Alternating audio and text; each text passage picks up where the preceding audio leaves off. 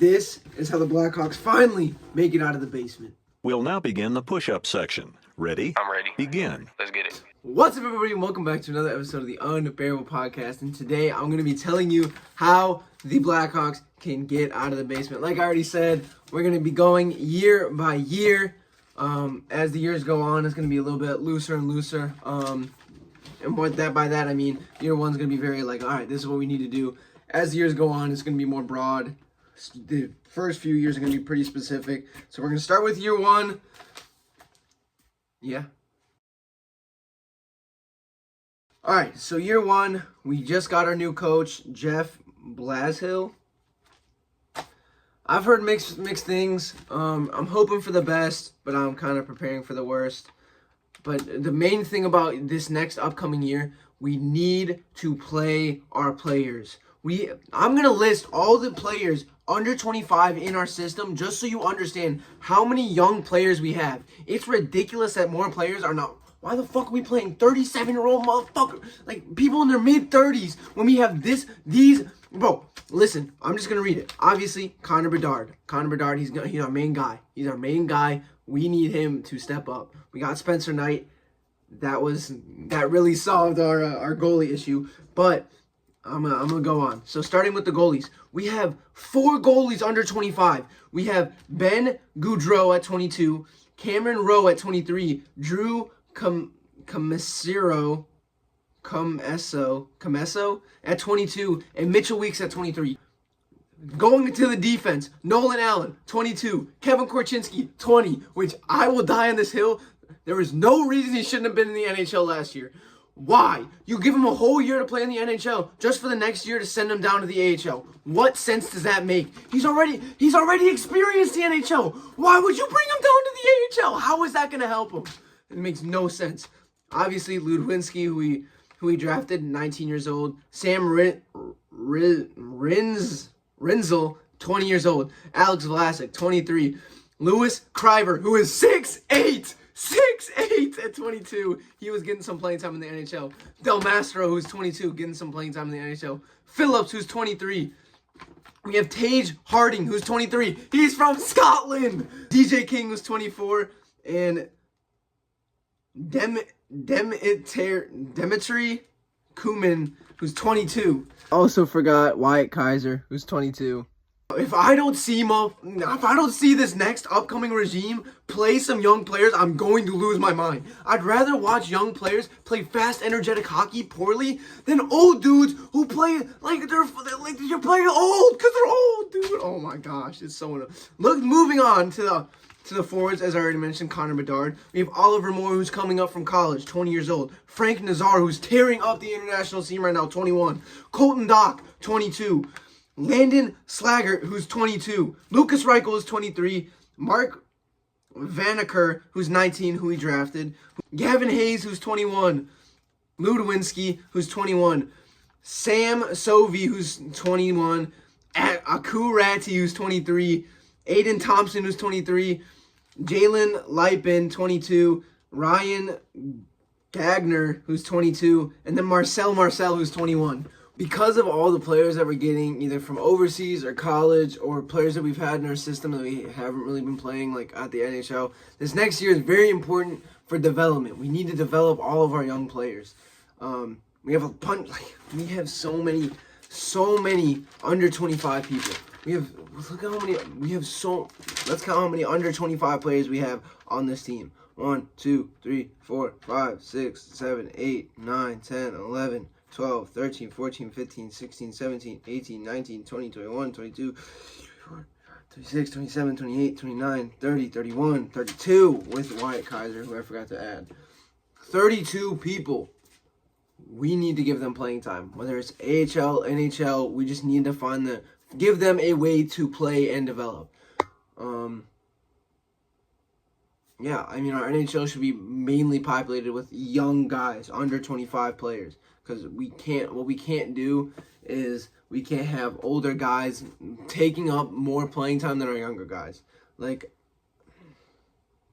I don't know. We can't have it. We can't prioritize veterans in a team that's clearly going to be geared towards the young guys. Like we just can't. We can't have that.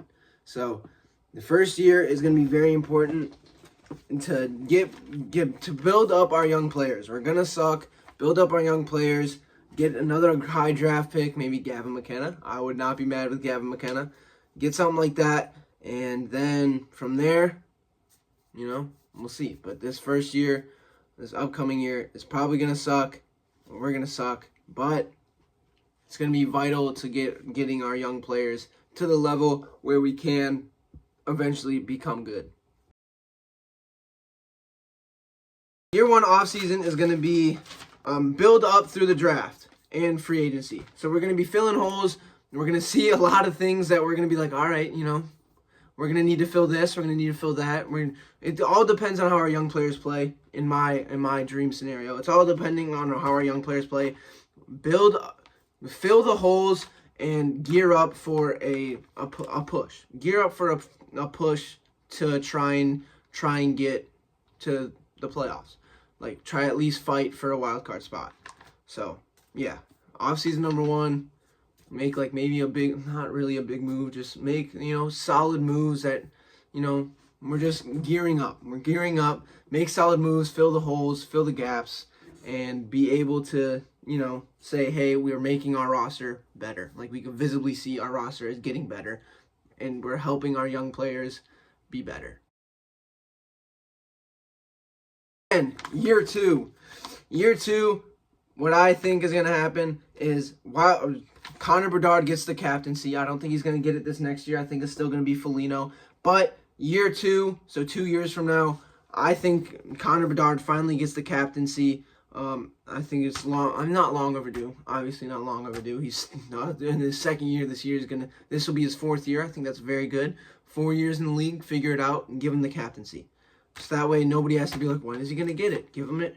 Fourth year in the league, and then he'll be able to grow from that.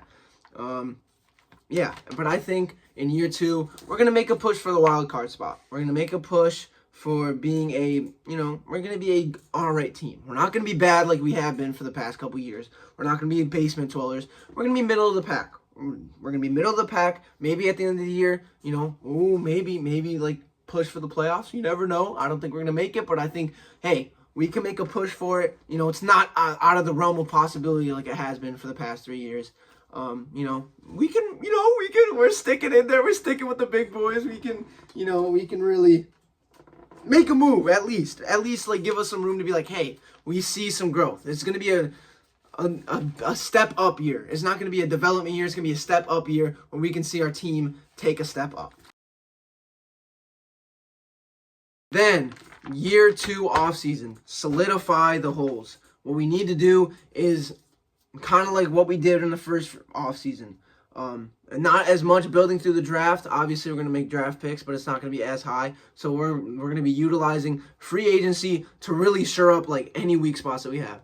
Any like glaring holes that we have, shore those up and make sure that the next year is when we're making the playoffs. Our goal should be, hey, if not breaking the top three, we need this team to be able to be solidly in the wild card spot. That's what the team we need to build our second year in the offseason. It can't be like, hey, we'll see how it goes. We'll throw things here, we'll throw things there. Man, we'll see. No, this needs to be hey, this is a good team. This is a good team that can, not out of the realm of possibility, we make a push. And going into year three, I think that we will make the playoffs. If not, kind of like what I said, if not in the wild card, then top three. I think year three we should be a team that can make the playoffs. I don't know how far we're going to go far once we make the playoffs, but I think number one wild card spot, the third divisional spot. That's what we're aiming for. That's where we're supposed to be. By year three, it should be at either first wild card spot, third divisional spot. We are in a very good division with the Stars, the Avalanche.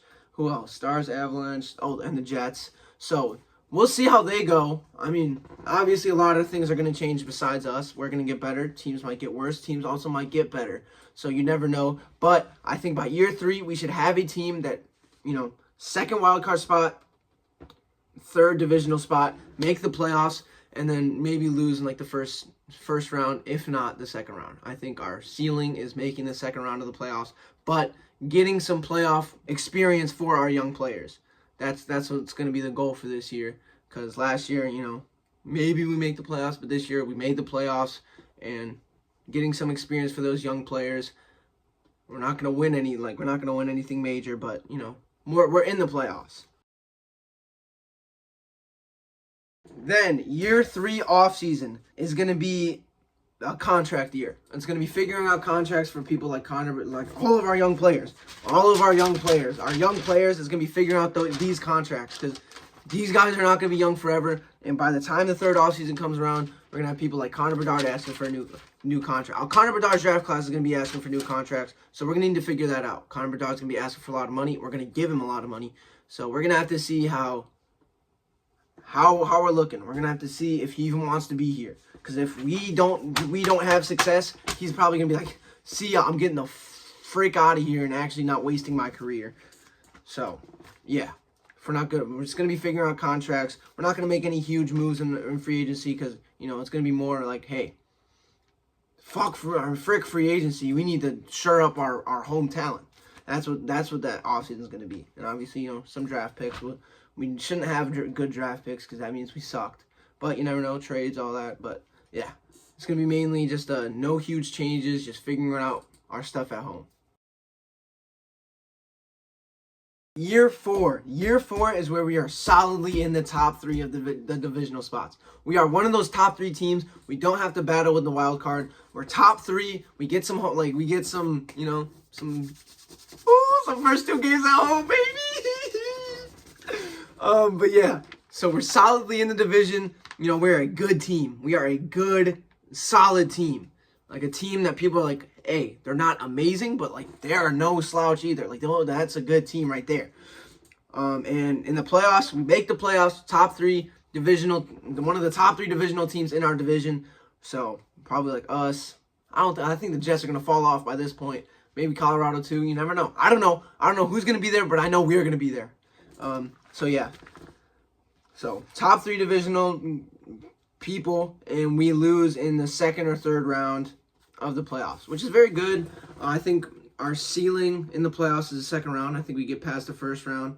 What I think is probably going to happen is year 3 we lose in like the first round. Year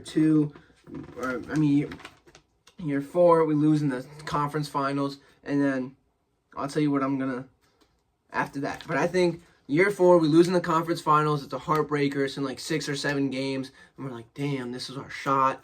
Like, what the, like, fuck, like, this was our shot. But yeah, maybe even make the Stanley Cup, but I don't think we're winning the Stanley Cup. Definitely not. A year 4 offseason, we will utilize free agency, and this is where we say, hey, we are making moves to make us a Stanley Cup winning team. That's the goal. Stanley Cup winners. Stanley Cup winners. Say it with me. Stanley Cup winners. That's what these moves in the free agency need to be. If you make it to the conference finals, you need to make moves that will progress you. Obviously, we're probably going to have we have a lot of young players, so a lot of these people are probably going to move on. Not a lot, but like most of them are probably going to move on. So we'll need to fill those holes and also make and get improvements. If we have somebody leave, we can't get somebody who's worse. We need to get somebody who's better, so we can push ourselves into the Stanley Cup winning category, not just as contending. We need to win. But yeah, year 4 off season, plugged in departures, and make ourselves even better. Then year 5 of the 5-year Nathan plan. Year 5 is when we lay it all on the line. Big trade deadline moves. We make a trade deadline move. Hey, we're contenders. We want to win right now. Like, this is the year. We want to start a dynasty. This is the first year we're going to win. We are going to win. We are going to win. That's what we need to be thinking. We need to be thinking win, win, win, win, win. That's what we need to be thinking. Huge trade deadline move. Like a walloper. A freaking ooh. Like a roof. yeah, we need to make a huge move in the trade deadline to make ourselves better. If something is like, hey, like that's not good, like we need to improve that. That's what we improve on. Make a trade deadline move, and make a deep run in the playoffs. Like at least the conference finals, if not Stanley Cup and winning that shit. That's what year 5 is. Year 5 is like, hey, anything besides the conference finals is a huge failure. Even losing in the conference finals, that's a failure as well. But Stanley Cup, that's what our mind needs to be on. And that's it, man. That's my 5-year plan. I care, bro. I care so much about all these teams, bro. I care about the Bears. I care about the Blackhawks. I care about all these teams, bro. And it's just so frustrating year after year. Management just doesn't seem to care. Like, it's just, like, you get that vibe that it's just, like, they say, fuck you. Like, it's just, that's why I'm so glad the Bears did what they did. I was going to do this video with the Bears, but they're already doing all the shit that I would have said. Get a good coach. Grow your young players. Like, they're actually doing this. The Blackhawks need to learn, bro. The Blackhawks need to learn, bro. And eventually, we will be raising this red championship belt. I don't know if it's going to be in 5 years. I don't know if it's going to be in 10. I don't know if it's going to be in 20, man. But eventually, we will be raising this and the Stanley Cup. Just like the good old days with Jonathan Toews, Patrick Kane, Corey Crawford, Patrick Shaw. Shaw Sharp. Freaking Oduya. Oh my gosh. Oh. Bro, we could have had another dynasty, bro. That's just shit. That's what pisses me off. We could have continued the dynasty with Patrick Kane, Jonathan Toews, have the Brinkett, Panarin, bro. Like, we had Lehner. People forget we had Lehner. Like, he's not the best, but he's better than what the fuck we were dealing with Soderblom. We kept Soderblom. We traded Lehner for PK. I mean, no, not even PK. Malcolm Subban and other, like, barely anything. Oh my gosh, that GM was an idiot. I forgot. I don't even want to remember his name. He's with the Oilers now. It's not our problem. He fucked us, dude. He really did. But hopefully the Blackhawks can follow my plan and become a good team once again. I'll see you guys next time. And until next time, don't forget to like, subscribe, and bear down. Kalu, Kalei, what a wonderful day.